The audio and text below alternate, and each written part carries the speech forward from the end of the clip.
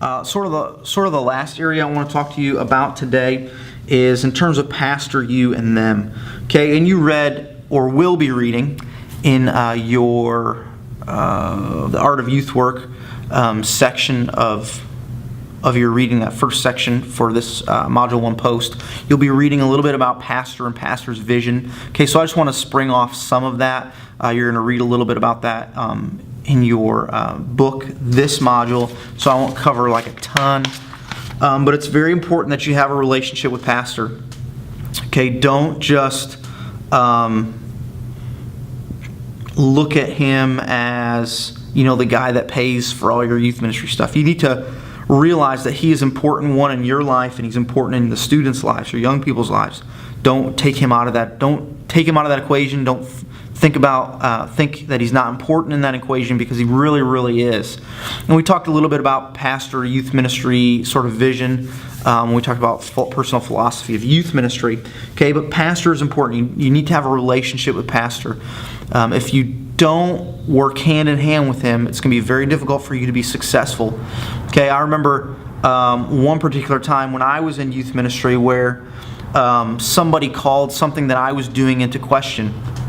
And they took it straight to pastor. And pastor and I had a very good relationship. And when he was told what I was doing, he said, I hear what you're saying, but I really don't see that Brother Molina would do that. I trust him with our young people. I know he's responsible. I don't think that that's what he said. Perhaps there's some confusion. Maybe you didn't hear right. And so he stood up for me. And he came to me later on, said, this is what I heard. And I said, well, that's not the way it's going down. And we corrected the issue, and he was right. I didn't do anything that I shouldn't have been doing or say anything I shouldn't have been saying. Somebody just heard a little bit of something and didn't get the whole context. And then they came to pastor. But he was sticking up for me. You need to have people that have your back, and pastor needs to be first and foremost. Because if you have a relationship with him, you're sharing mission with him, sharing vision with him. You want to do that big thing that's going to cost a lot of money, or that's going to take a lot of energy or staff. You want him to be on the same page with you, the same side as you, okay? So you need to develop that relationship. And it is a great safety net, and you have to have that accountability. Those things are very important. Don't think those things are not. Don't try to lone wolf it. You got to have pastor involved, okay? On top of your relationship with pastor, you need to help students and young people develop a relationship with pastor as well. I think it's critical. I think it's 100% needed, and we have not traditionally done it well enough. We talked about Youth Ministry 2.0, where we sort of were drawing the youth away from the larger church sort of setting, getting in our own services, our own music, our own events, and really pulling them away from the church. We saw like a huge loss of young people when they graduated our youth ministries and had to go to big church because they were too old, and they didn't have a relationship with pastor. They didn't connect with the church anymore because we had segregated them, okay? So that's a challenge. You have to be intentional about giving pastor a voice in their lives. And outside of just maybe a Sunday night service, you've got to think of ways where he can be an influence to them, and that he can interact with them. Okay, so I think that's very important. And I think that's your responsibilities. Students who do not connect with their pastor are doomed to fail when they leave the youth group. I already said it. When they perhaps they were there just because of your personality, and maybe you treated them very well, they liked you, and they had some sort of connection with God somewhere in there. But if they haven't fully developed their relationship with God, and then they haven't really developed any additional relationships with the church, when they graduate from the youth group, they're going to graduate from their faith and they're going to walk out. You have to help pastor get a hook in them and build a relationship with them so that he can be a continued voice in their lives even when they graduate their youth ministry. Okay? Ultimately, he is responsible for their souls. He is responsible for their souls, okay? As the shepherd of that church, okay? He is responsible for their souls. And we have to respect that.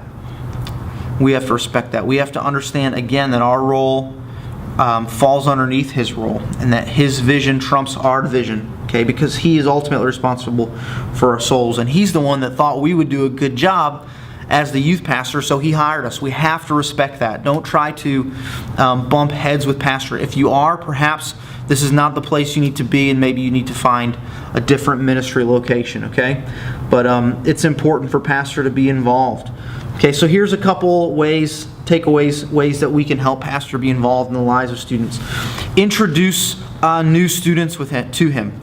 So perhaps it's a Sunday night, you have new students that are coming. Take time to make sure that pastor gets introduced to them so that they know who this guy is, and not just this guy that maybe gets up on a Sunday night and preaches, but really understands his role in their lives. Okay, make it intentional that you introduce students to him. Keep him updated on what is going on. Keep pastor in the know. People are going to come and ask him questions. He doesn't want to be left with a blank stare because he doesn't know what's happening. Okay, you want to keep him in the know so that he so if he does come up with a blank stare, that's not going to be good for you. Then that next staff meeting is going to be like, "Man, Molina, why didn't you keep me in the know? Why was I not aware of this? You can't do that. You should have asked," so on and so forth. Okay, I've got all these parents coming to me, they're angry, and I can't do anything about it because you didn't keep me in the know and let me know beforehand. So you want to keep him in the know. Okay, reference him in your messages. So sometimes you'll be preaching and maybe reference something that pastor said the Sunday before so that it ties him back into the youth ministry. Maybe reference how important it is how glad you are for your accountability to him, or maybe teach a whole series on why it's important to have a pastor and have him be a part of that. Okay, set time aside for him to be a part of events and services. He's probably pretty busy, can't come to everything, but if you can get him to come to some events, to mix and mingle, to connect with students, even for like a couple minutes, maybe to sit down and have pizza with them at the end of the night or something like that, definitely keep him incorporated. Set some time aside from him. Teach about his role in their lives. We already mentioned it. Have him come and do a Wednesday night or one of your services. Have him come and speak in just a different setting other than him up on the stage preaching, but maybe a little bit more low key where it's easier for students to connect with him. Okay? And lastly, be intentional about how much contact he has with your students. Okay, think it through. Be intentional. Always be looking, like we're always looking for ways to have spiritual moments and share spiritual moments with young people. Be looking for ways for them to be connected to pastor and develop a relationship with him. It's very important. It's very important. You don't want students to graduate from youth ministry and graduate their faith and walk away because they don't have a connection to another spiritual leader in their life. Okay, you can't be the only one that has that connection. So I encourage you, help them to develop a relationship with pastor. But again, you have to have that relationship before they can develop it. All right? So keep in mind, it's critical for us to develop relationships with our young people. We have to be mindful of boundaries in that scenario.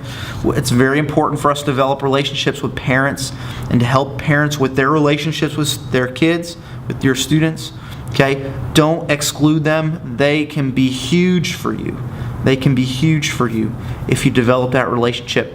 I often tell the story when I'm talking about parents, the story about my friend Jim Worrell. He had 2 girls that were in our youth ministry.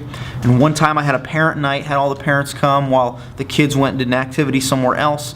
And that night I did a lot of different things, but I talked about upcoming series we're going to talk about. And one of them was about relationships, about sexuality, dating, things like that. And one guy stood up one dad, he was sort of strange. He thought he had been abducted by UFOs at one point, and that's like a legitimate story. And he stood up and he said, "Now, Brother Molina, I can't believe I'm hearing this. I don't want you in any way, shape, or form teaching my 16-year-old daughter about dating or sex or any of those things. She's just too young." Okay? And he was sort of a little bit strange in the first place, but I was sort of dumbfounded by what he said. I wasn't expecting that response. Well, then behind him stands like 6'5" Jim Worrell, just this huge guy, stands up, says, "Brother Molina, I've got 2 girls in this youth ministry, and they were like 13 and 14. I trust you 100%. I've seen what you've done in their lives in the last couple of years, and I trust that you're going to do and say the right thing when talking about these tough topics. I don't have a problem with you covering these areas. So because I had this relationship with Jim, he trusted me and believed that I was going to do the right thing when it came to working with his kids. And that's what happens when you develop a relationship. So parents, pastor, young people, relationships are key. They're important. And I encourage you to do your best to be working to develop those relationships, all with the intention that you love people and that you want to lead people to a relationship with Christ, not just a relationship with yourself. Good luck this week. Questions, comments, concerns, definitely shoot me a text message or an email. Look forward to seeing you guys again in Module 3. Have a good one.